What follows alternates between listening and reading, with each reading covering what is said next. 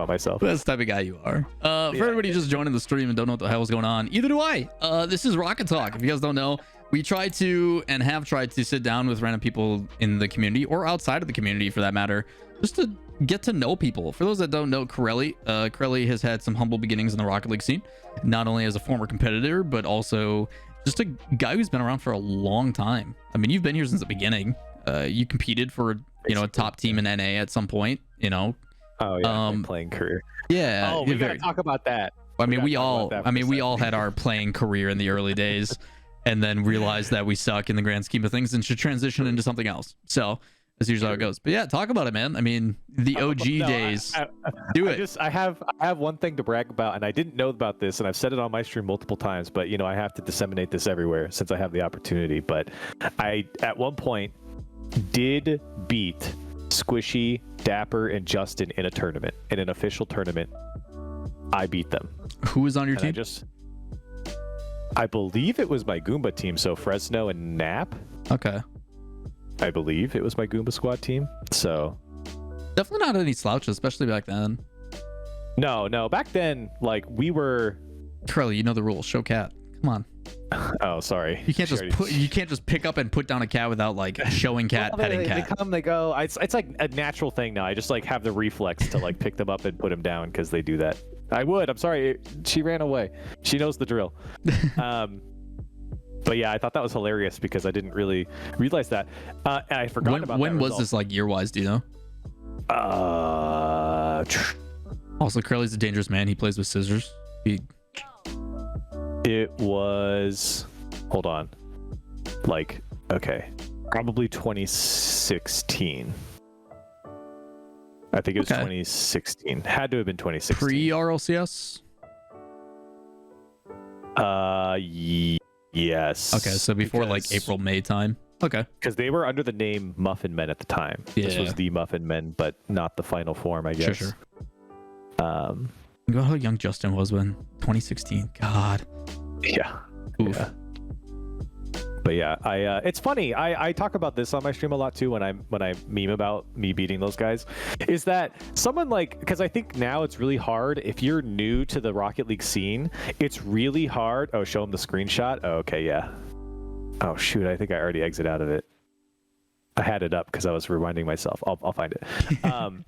Yeah, I found it already. I think it's really hard to imagine someone like Squishy like not being the most amazing thing at the game. Right. But like there was a moment where Squishy was just your average like type of player, right? Like there was the only thing special about Squishy early on. I sent you the screenshot on Discord. The only thing special about Squishy early on was that he went for like all these crazy air dribbles, and like if you knew that you're playing against Squishy's old teams, you knew that you were getting into a team that was just going for air dribbles. But the problem is they could never complete them. Like the air dribble was like a big thing at that time, and they could never like do very well on them. Like they wouldn't be perfect. How y'all being Muffin Men but losing to Genesis? Come on, brother. I don't know, man. But like, it's so funny because now it's like, okay, Corelli, you beating Squishy, like obviously that's crazy, right? That's asinine to even say. But like back then, like you didn't have to be this amazing player because the mechanics were nowhere near they are now, or where they are now. And because of that, even players like myself who weren't ever mechanically inclined could take advantage of people like Squishy. I just wait for him to mess up because he could never quite finish it. He'd hit one every once in a while, and he was like good for one maybe in a series, but he'd go for it every single time. But I feel like that's why Squishy actually became so good, is because he literally would just go for that and practice it week after week after week after week, whereas my dumb ass would just sit there and be like, okay, I'm gonna watch you fly over and miss the net, and then I'll take it and counter. You know, like I didn't have to do anything. I'm just hoping that you mess up. You know what I mean? So It's just funny, like thinking back to like Squishy was just like everyone else, right? He was no big YouTuber. He was not NRG Squishy. He was not Cloud9 Squishy. He was not Muffin Man Squishy even. So even though he was funny. Technically, right? Well, in that tournament, yes. But I'm thinking about even in in the OG ESLs, days. I played him all the time in ESLs in like first or second rounds, and he was just on some random team, and you know, he was just like everyone else. I mean, it was right before you got on. I was talking to chat while we were like kind of killing time. about like the OG ESL runs on Sundays. And I was like, I always knew who Corelli was because he was on the other side of the bracket in those ESLs a lot of the time. Because our team, so we were Team Scoop was our team name. And we always would either get top 16 or we'd get top 8. And it completely depended on if we beat Mocket or not. For some reason, we always ran into low 5 in the guys on our side of the bracket every single time. And like that was the difference maker. And if we did, then we would end up playing, you know, the VQ Untethered and the, you know, the good teams that were consistently part of the whole, like, yeah, we're the top dogs in North America. We're our top 4, you know, whether it be Orange Creamsicle or whoever you got on the draw that week. That was your semifinal match. So like we were always in contention. I still remember the power rankings that were put out every single week in the early days on, and like when we broke into the power rankings consistently of like, yeah, this is an up and coming team to talk about, this is a team to pay attention to, and like we're peaking at like top 10 consistently, and we're like, heck yeah, we did it. And then one of our players went to the military and we never played again, but that's how I met Leaf, so it worked out. But kind of, depending on who you ask, I guess. But yeah, I mean, I always knew of you. I always knew you were like in contention of like somewhat competitive in that regard. And it's always crazy too to see like those worlds collide, because when I got brought into the RLCS for the very first season, like James was there, Gibbs was there, people that you knew from the community, like they were some of the bigger names, but like there was no relation of like, yes, we both know of each other. It's like you are literally no one in comparison. And I'm like, that's Gibbs. And now I look at Gibbs and I go, God damn it, you know, like this is the guy who got drunk on stream and threw open his headset, you know, like this is a guy of 2 kids. Like I've babysat his kids now. So it's like, it's crazy to see the contrast even over the years. And I will say, like, you and I didn't really start like hanging out, talking, or like building a friendship until probably the last few years. Like it's fairly new, because I didn't become accessible to you until rival series stuff and everything else, and you guys coming in and then improv class and everything else, which is where I think the bonding really started for a lot of us. Just the craziness of improv class, which you got to be vulnerable in those moments, but it also made for some very good moments and some very therapeutic moments about the things that we talked about. So yeah, I do think I really do wish we had some footage from I don't we would all, well, some of us are already fired, but okay, we might have been fired, but what I'm saying is I wish we had that footage, because we could chop it up and make some funny like bits from that. But I do think that the improv thing was probably the best thing that I think I'm sure other esport talents do this, but this was so, I think, vital for the growth of our little casting bubble between Rival Series and RLCS, because it not only made us better on camera just in general, but I think it brought us together as friends a lot more, right? Like I think, like I can say confidently that everyone on the RLCS broadcast is pretty good friends, right? Even with some of the new additions like Stumpy, Cole, and obviously Gregan. I mean, people knew Gregan beforehand anyways, but you know, like there's nobody, like there's no butting heads really, for the most part, which I know wasn't maybe the case early on, but nowadays it's pretty good. I'm sure Cheeves has given his side of that story for a long time. But yeah, so like I think that improv thing was crucial for just like relationship building too, not let alone like what the actual reason was for it, which was, you know, improving camera presence or whatever, right? Yeah, improv was awesome because it not only did that, like just like in game, players on teams need that chemistry, that innate, like, hey, I understand what you're feeling, what you want to say, and how you want to play. That same thing applies to the broadcast. You know, the people that are better friends, the people that have that camaraderie, the banter and everything else just feels way more organic and natural. So not only did it do that, but it also helped, I think, us be introduced to the other talent, and it made us more of a team than it did anything else, which is really cool. It also gave, like, over the years of experience of casting, you pick up a couple things just from trial and error. And improv was like the confirmation of like, oh, that's why we do that. I know I'm supposed to do that, but I have no idea why. And then you talk to Frank and he's like, this is why we're doing this. And I'm like, okay, that makes sense. That makes sense. Yeah, it did a really good job of, I mean, especially for me, not that I don't know. It's not that I wasn't very quick on my feet, but I was very one-dimensional, right? Like I would always go to the same spot. So improv was really good, I think, to open up for the actual reason we did improv, to open up and expand like the mind, if you will. Like it was just good to do that. And yeah, to your point about people who are better casters that are like friends with each other, like I casted with the Chiefs for the first time on CRL, which I have just the most experience with Chiefs too, so like I'm very comfortable with them. And I hadn't casted with him in a long time. I was like, holy shit, this has had to been the easiest cast I've had in a long time. Granted, Chiefs is very easy to cast with. You could say anything and he'll like think about it and then have an opinion, so it's very easy to cast with the Chiefs. But I was just like, oh my gosh, this is like, I forgot how easy it is to cast with someone that like I'm just, I've just known for a long time. Like me and James are trying to be that duo this season around, and like obviously it's easy to cast with James. I don't have any issues casting with James, but like we just simply don't have the same amount of experience together as Achieves and I do, and it's just easier that way to cast with someone that you have experience with. Now, of course, we're growing that experience and it's going to be great, but yeah, it's funny how being good friends and having that experience really helps casting. Would you say so? I don't know if I've ever told Leaf this directly, but I was happy the day that they split us up because it made me better as a commentator long term. I don't know if if you had that same experience. It's like you go into a flow and you have that like innate chemistry. Like people always knew me and Leaf as that duo because that's how we were brought in initially. But I found out that we weren't improving because of what we were like reliant on. And as soon as I got paired up with somebody else, I started to learn more and more things. I also started casting other games, which is what really helped. I was one of the very few at the early start that started expanding into other games. Like I started doing PUBG a lot and a lot of BR stuff, and those other titles, as well as like different roles, really helped. Does that same thing apply to you? Like since you stopped casting with Achieves and you learned different styles and everything? Because I felt the same way about Kevin. Casting with Final Carpet is one of the easiest things to do because it doesn't matter what happens. It's just a good time and it's super flowy. Yes. Oh yeah, and I was pissed when I wasn't able to cast with the Chiefs anymore. Like I didn't cast with the Chiefs for seasons, and I was mad because like we had built up all this chemistry from CRL, and I was like, dude, we're good together. Like I feel like we're a really good duo. And then I came to RLCS and I never casted with the Chiefs because he always got put with Wavepunk. And so then it was like, okay, who do I cast with? And like I've bounced around.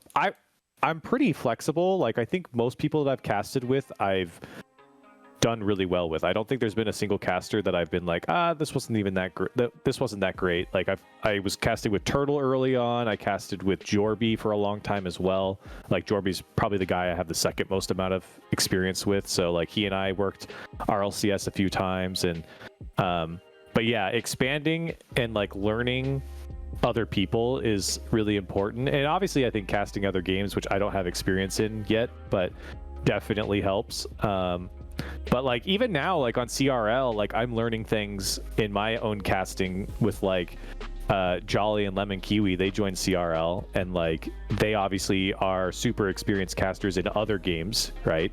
And they're a bit newer to Rocket League, but they bring something different that even the endemic Rocket League casters don't have. Like they have a different type of excitement, but they also kind of bring a different type of analysis, where it's a lot more like, this is my personal opinion rather than me saying this is what's happening.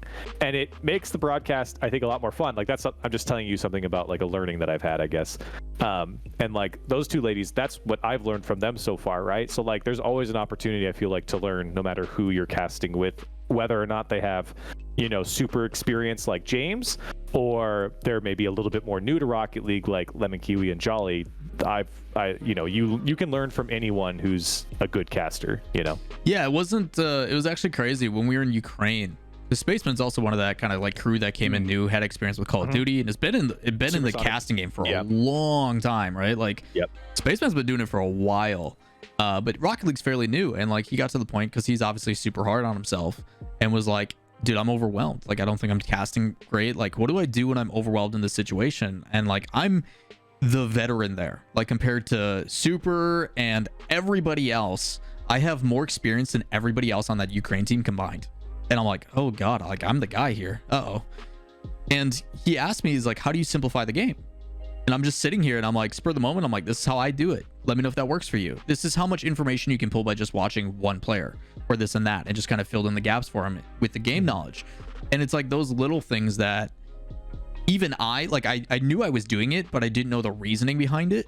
And like being able to finally have someone ask the right questions so I could articulate it, and then also come into the affirmation of like, that is why I do that. Holy cow. And it's just like that different perspective from someone that, although talented at their craft, may be new to a specific space. So it is really cool to get that perspective, even though like, you know, you're doing something right.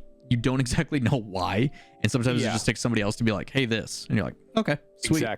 Exactly. And by the way, you know, I know we're talking about ourselves here a lot, but I think also for viewers, you know, I think it's really good that Psyonix has done what they've done with the casting crew as far 100%. as like bringing in Super and Spaceman, and then like Lemon Kiwi and Jolly in particular, because, you know, bringing other talent outside of the esport, again, for the same reasons of the caster to caster growth, it also, I think, gives growth to just the baseline scene of like, here's other ways to cast Rocket League other than how all the endemic Rocket League, because we're just hardcore fans at the end of the day, right? How the hardcore endemic Rocket League casters cast it. And they do it differently, right? Like that first Spaceman Supersonic cast sounded way different than any other Rocket League cast we had, but that's important. And obviously they've learned and they've gotten so much better. Right? I cannot believe they were thrown under Rival Series the way they were. God bless them for that. And I'm happy that they made it this far, because that was crazy. But yeah, I think for viewers as well, like I think there is something to appreciate about someone who isn't part of the Rocket League community, who's willing to learn and get better and bring their experience from, you know, Overwatch, League of Legends, you know, Valorant casts, and bring that into Rocket League. I think that's valuable. Yeah, and it's the same thing as like when I go and cast like Apex Legends or something, people are like, oh, I never thought about it like that. I'm like, well, our game is so fast paced and all this kind of stuff, and now I have the ability to have 45 minutes to theory craft about stuff. Like, yeah, the conversational style is something that I think is very much so still lacking from Rocket League, and like being able to expose that in ways to like extrapolate that is something that me and Super do a lot on the V1 broadcast. So it's like experiences go both ways. While we're able to go and affect them, they do the same thing to us, which is super cool. But the benefit here of Rocket Talk, Corelli, is half the time we try to not talk about Rocket League. I want to get to know you, your situation. Oh, my bad. And no, I think it's awesome. It's super natural for us, but I also know that you're a commentator and you can talk about literally anything forever. Because that is the job title. So professional bullshitter. Yeah, that's what we do. It's why we get paid, surprisingly enough. But more about the real life. You've been going on a lot of trips lately, man. You've been taking some step away. Yeah, I mean, you did stuff with the lady. You went out and did some other stuff, right? Like, you guys have been enabled, to my knowledge, to like actually take time off. Because I know RLCSX was wild. So I do know there was a couple weeks where you didn't cast. You got to go on a trip or something like that. That's right. Yeah. I see what you're saying. Yeah, so you've been doing some stuff outside of. What is like the hobbies, the passions for Corelli, Dr. Corelli Stevens? What's the hobbies and the passion? Yeah. I mean, in esports, like our job takes up so much of our life. It's all we do. But there is also hobbies and stuff outside of that, I hope. Yeah. So I think probably the biggest thing, aside from like the kickstart of me working out and stuff like that, because I do want to consider that a hobby eventually as I get into it, but is golfing. I've been picking up golfing quite a bit, and I used to golf when I was a kid, and I'm not going to say I loved it. I loved going to golf lessons, but that was because all of my friends were there. Like all of our parents got us golf lessons. And so I loved doing that as a kid. But I didn't play till I haven't played since I was probably like 8 or 9. And so this last August actually, I tried to pick it up again and hurt myself, of course. And but yeah, I've been golfing, and I suck, but I have a ton of fun. Like, I am so bad, but it's so much fun to do. In fact, I keep track of my scores. Here, I'll send you one of my golf scores. This is my most recent one. Are you doing 9, 18? For this one is 9, but okay. I do 18 quite a bit. But this last time I just did 9. It's pretty bad. I understand it's bad. I'm not claiming to be the best at golf. I'm learning. But it is a ton of fun. It could be worse, Corelli. You're also not playing par 3s the whole time. For those that don't know about golf, par is how many strokes it's supposed to be on average to get in the hole, and Corelli is doing sometimes. Oh God, some of these are. Corelli's having fun. Corelli's having fun. Listen, all right.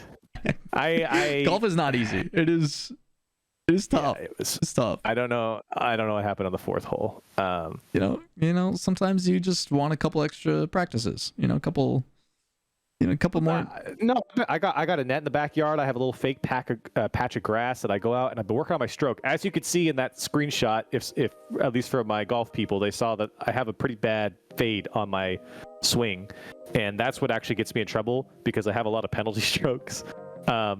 Actually, my score is a little bit higher than that, but my app doesn't allow me to put more than one penalty stroke. So for the most part, I think on some of them I was able to do 2, but yeah. So I've been picking up golf. It is a ton of fun. I am trying to legitimately learn. Everyone makes fun. My friends who do golf, they make fun of me because it looks like I'm just out there smacking the ball around. But I do. Same.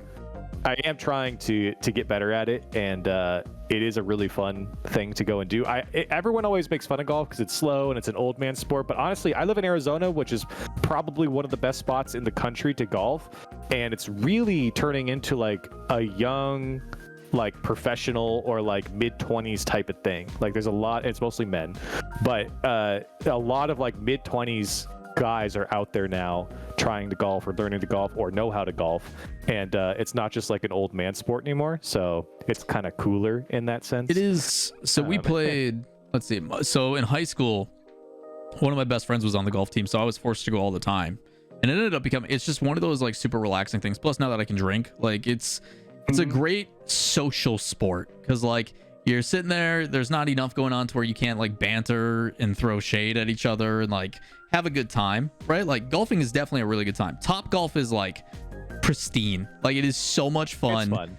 Top golf is really fun, but the ability to go like walk on the course and hang out with your friends and like have a couple drinks and stuff like that is a very good time, whether you're good or bad. If golfing was just driving though, like I'd be there every day. The in between and like putting's not too bad, but like not using like a 3-wood to like just smack it as hard as I can every time. That's where I'm just like, maybe not as ideal, but you definitely learn the finesse of it, which is fun. And I think that's too, is you can see the reward of like the time you put in, kind of like Rocket League, right? Like the more time and effort you put in, the better you get usually. Yeah, I can appreciate it because it's not easy, right? Like you can't just, because like, especially when I was younger, and this is gonna be a humble brag, but when I was younger, I was a very athletic kid, so most sports came to me like very, very easily, right? Like I was able to play a lot of sports just because of my like pure athleticism. Maybe I didn't have a lot of the finesse, but like I was normally the fastest kid out there, right? Like I could move up and down the court very easily if I was playing basketball or playing soccer or whatever. And so like, you know, golf is something that I've appreciated because I cannot just brute force my way to be good at golf. You know, you have to go and practice. You have to have the right swing, right? You have to use the right club. You have to know what you're hitting into. There's all these things that you have to think about. And you can't just jump into it and be like, I'm good at golf all of a sudden. Like nobody's ever done that in the history of golf. And so that's why I enjoy it. I don't get out as much. It's also expensive. I got clubs for free. My dad gave me his 20-year-old Ping ISI Ks. So I got a free club set that's like all beat up. But honestly, I probably wouldn't have gotten into golf if I had to go buy a new club set. I don't really want to spend the money on that. It's not a cheap hobby. Fees and stuff. It's definitely not a cheap hobby, especially if you're like going to some of the better clubs and stuff too, or you're going to better courses.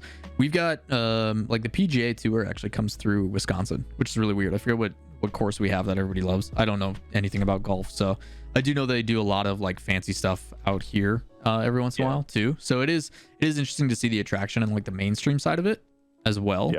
The big thing I'm trying to get into is I want to start a co-ed indoor soccer league really bad with my friends. Oh, that'd be fun. I've done that before. Yeah, it's just a matter of getting enough bodies to like be willing to play, and it's like my friends are all pretty active and do stuff. It's just a matter of like, okay guys, can we actually like coordinate and do this? It's once a week, it's every day at this time, can we please do it? And that's just the hardest part with people being adults and having things going on. It's hard. Yeah, it's hard. Playing sports is a great way to stay in shape too. I need to do some stuff like that because Arizona is really good for hiking, but neither I do nor my girlfriend like hiking. So we're gonna like probably do CrossFit or something like that to like try and stay active because I've always said I've played a lot of sports, but I'm kind of like done playing sports. Like I just don't want to anymore. Like I don't want to get hurt is mostly my big thing because I'm really prone to getting hurt now. And also I'll just get really frustrated if I go back and play sports because I'm not going to be the same, 19-year-old that I was. Yeah, now that I'm 30, man, it's definitely not. Back when I was playing for like a travel team and like we were playing across the United States and like actually winning stuff, and now I'm like gonna go back and be like, what are fundamentals? How do I do the thing? So yeah, definitely like if I'm playing with like real life friends too, I think it's a little bit less competitive that way. It's just like, hey, we're gonna go do physical activity and it's gonna be fun, we're gonna have some good times, and maybe we'll have some cool memories. Maybe we do hit that one like infield pass that just like it's blasted top left or something, like that one moment that we can like celebrate about later. I do want to take up downhill biking this spring really bad. Ooh, my dad's done that once, which also like injury prone, like that's definitely a concern. But I don't think we have anything here serious enough. Like we have hills, we don't really have like mountains and stuff. So if you give me a big hill, like okay, I just gotta be careful of how fast I'm going down these turns. But I'm just so bored of the standard cardio. Go for a jog, and I can't do it again this year. I'm gonna lose my mind. So just trying to mix up the like cardio side of things, because I'm with you, man. I'd rather play a sport, or I'd rather do like something more than just like, go run that way for a mile and a half and then run back. I can't do it. I hate that. Yeah, I never enjoyed that. I always liked the short sprints. That was about it. But yeah, so like golfing is probably the biggest thing.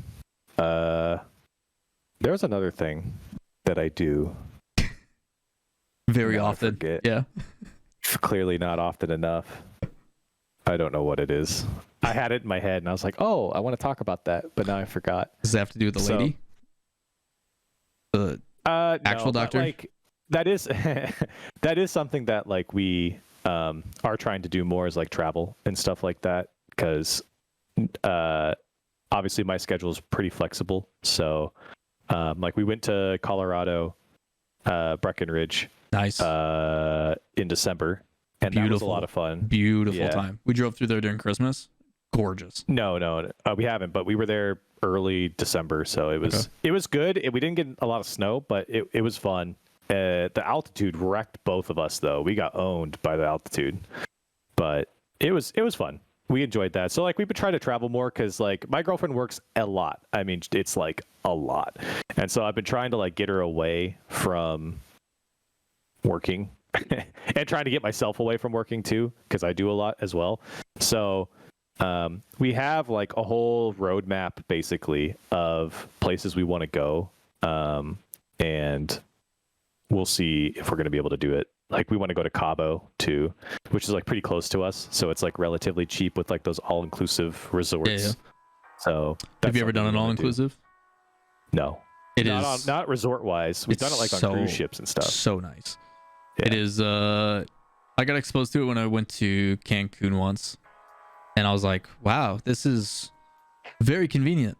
Like I don't have to, I can just eat and drink as much as I want, and like as long as I tip well, like, and like everything I need is here. And then obviously if you go into like town and stuff like that, which is always, you got to be a little bit careful with, but I'm with you, man. We're just gonna sit by the beach and drink and eat. I think that's the idea. So it's like you got a partner you can do that with, like every time I've gone on like trips like that, it's always been like, hey, we need to plan everything from start to finish. And I'm like, I thought we were here to relax. Like I didn't know that I've got an itinerary that starts at 8 a.m. Like let me sleep in, even if sleeping in is on the beach. Like, so I am that way. I am definitely that way. I will plan everything, and it runs in the family, because I have a funny story. My dad, my mom and my dad are like now retired basically. My dad is like not retired, but he's basically retired, and they go on vacations quite a bit, because that's what you do when you're old. And they haven't done it in a while. Anyways, they went to Spain. They actually went to Madrid right after I went to Madrid in 2019, which was kind of perfectly crazy. Dodging the kid. Smart. They're like, well, I mean, we like him, but do we really care about Rocket League? Nah. Yeah. But anyways, my dad had a packet of everything that they were going to do, down to each meal, what they were going to do after the meal, how they were going to get to places, which is like nice, because then my mom was like, sure, like screw it, we'll just walk around and we'll do whatever it is that's on the thing. Like it was pretty comprehensive, and it got all like the nice and fun spots to go to, right? So it wasn't like anyone was going to complain about it. But anyways, so he has this itinerary, and they go on the trip, they come back, and I'm having dinner with my parents at their house, and I'm like, hey, how did the vacation go? And my mom like rolls her eyes, and I was like, uh-oh, like what happened? She goes, oh no, it was fine, but you should ask your father, because he's got everything that not only we did, but then he wrote a review inside of the itinerary along with his perception of her review. So he didn't actually ask my mom, but like he would like he would write in the notes like, my mom's name is Mindy, and so he'd be like, Mindy didn't like this, Mindy didn't like this one, or Mindy fell asleep on the bus, or stuff like that. And so all of the notes, I was like, hey dad, like my girlfriend's name is Tara and I want to go to Europe at some point. Can you give us the itinerary of where you guys went? And I'm like reading through it, and he's just got all these notes about like just chirping your mom great. Like Mindy didn't like this, or Mindy did like this was really fun, like it looked like she had a good time. So I was like, oh my gosh, I'm totally gonna turn into that guy. You already are that guy. What do you mean? Like it makes so much sense. I've only known you for a few years, Corelli, but you are that guy. Like you've always got but you don't usually write it down. You just like have that quirk from the side, and it's always fantastic. You're like, since when is Corelli such a little savage sometimes? Like, but it makes for content. It's absolutely hilarious. So I think you definitely are that guy, but I find it awesome that your dad is like, based upon his perception of if your mom is enjoying it or not, and then he like leaves detailed notes about it. Yeah, it was absolutely fantastic. I mean, it shows that he cares, right? Like he's just trying to be like, okay, she did or didn't like it, I'll keep in mind, because like I'm sure part of his happiness and his enjoyment is also making sure that your mom enjoys it. Oh yeah, seems like a very healthy relationship, Corelli. I'm happy for your parents. It is.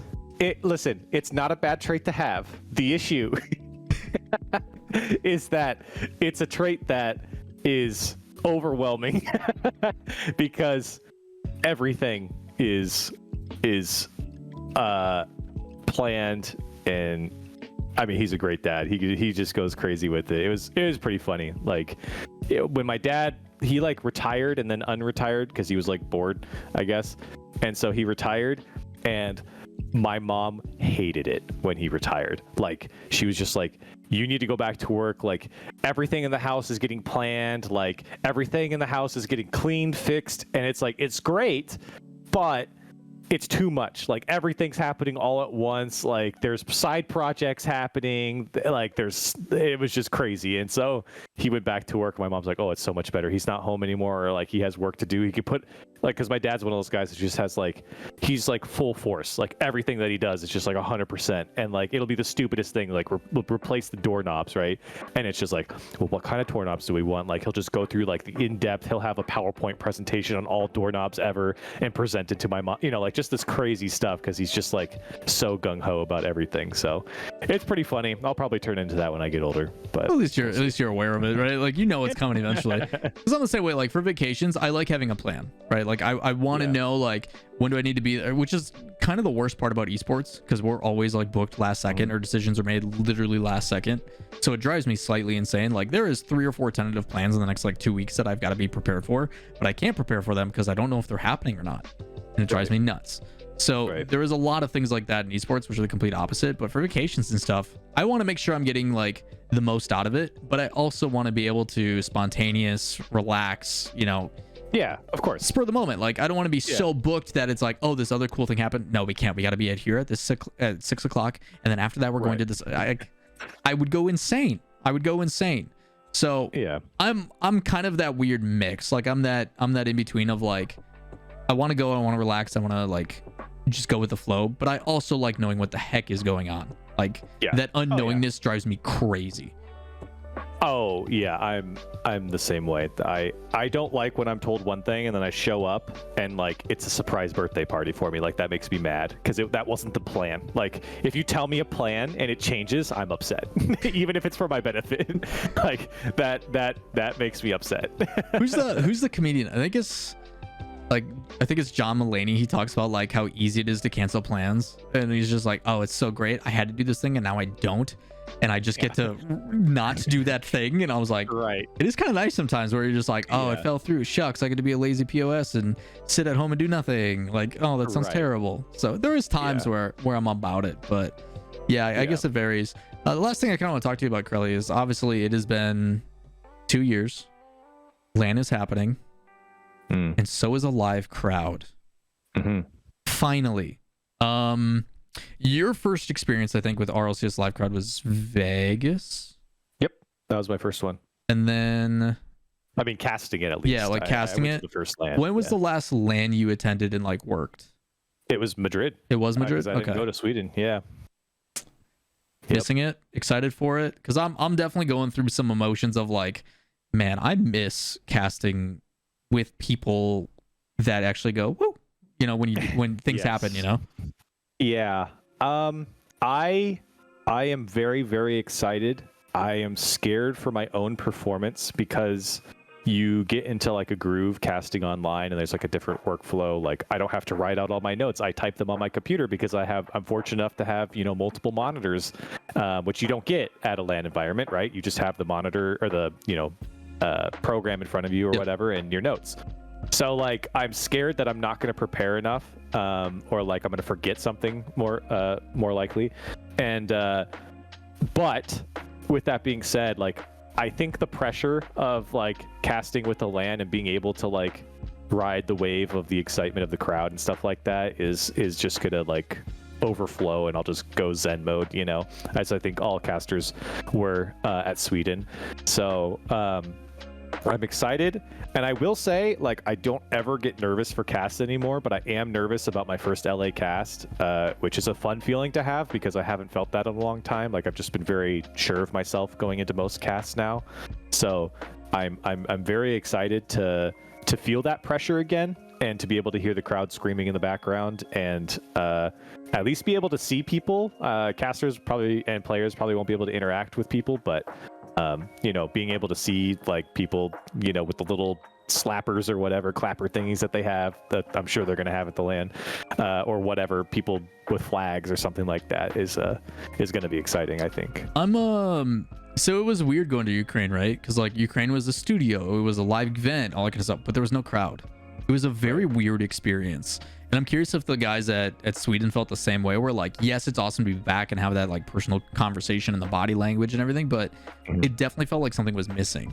And that part is weird in itself. But I mean, the last live event I did with the crowd was probably PAX East in 2020, probably. And like we did an Apex event there for like, it was like an almost pro 10K or something like that, but like there was still audience and then the foot traffic of PAX, and like people would, you know, sit and hover and then celebrate when something crazy happened. So you miss that, and I feel for you, man. Like the getting back into it and wanting to live up to that expectation and all that kind of stuff is awesome that you have that feeling, because it has been a long time. But on the other side of things too, like there's so many benefits to casting LANs with like, the crowd roaring is your commentary. Like I can have a big moment and the crowd speaks for it, and like those moments just make everything else kind of flow so much better. You know, like you talk about that Zen state of just being able to like get into that flow, and the crowd is such a huge part of that. I just really hope, and I'll be doing a lot of coverage on this in the next couple of days, the whole let's go sports team chants in USA, like we got to be better. Please. Oh yeah, definitely. I mean, I have no comment other than yes, do better. Please have something up your sleeve, and I think there will be at least a concerted effort from some groups of people to have some clever chants or whatever. So we'll see. But one other thing that I wanted to mention about casting on LAN that I know kind of contradicts what I said, but the ability to actually cast with someone next to you, huge difference, is such a big difference in casting. And I don't remember what that feels like because I never casted online. Like my career was never online, my casting career. So when RLCX came around, this was a total foreign concept to me. Like I never really had casted online, only a few times.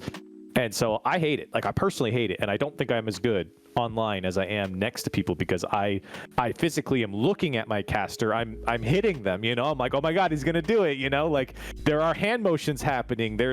I get to feed off of the body language of my co-caster next to me. So, like, you know, I very much need that to, like, me casting next to Jorby is the most hype I'll ever get, because he's, you know, doing his conductor. He gets an extended XLR cable because he moves so much. For those that don't know, like, they physically have to bring an XLR extension cable because Jorby moves so much in the studio room when he casts. It's insane. And he's like this far from the screen. Like, he is up. He's playing that match. He is there. Yes, he's inside the server. Yeah, and so and that helps me. Like, he makes me a better caster because of that. Like, that excitement. Oh, it's infectious of him. Yeah. And so it helps me a lot. And I definitely agree. Like, what I love doing, especially as color, because you get the opportunity to do this, is when there's a big moment and your play-by-play makes the call, and as color, if you just sit there and let the crowd just kind of like for a second, you know, you just let that moment like sink in for the viewers at home, and then you come in with the color. Like, it basically, you come in like 3 beats too late in most cases, but you just let the crowd kind of like roar over the play. I love doing that. It's such a great feeling to just let that play live for just a moment by itself before I start blabbing about it. And that is what makes LAN so much more fun than casting at home or anything else with the crowd, of course. Letting the moment speak for itself. That like ability to let it breathe and then like tie a pretty bow on it as a color is something that, when it's done right, it makes a huge difference. Obviously, play-by-play makes the call and what everybody kind of remembers in that lead up, but the color commentary is always what does it. Like, Shogun is the reason why he gets so much credit, I think, for the "This is Rocket League" call.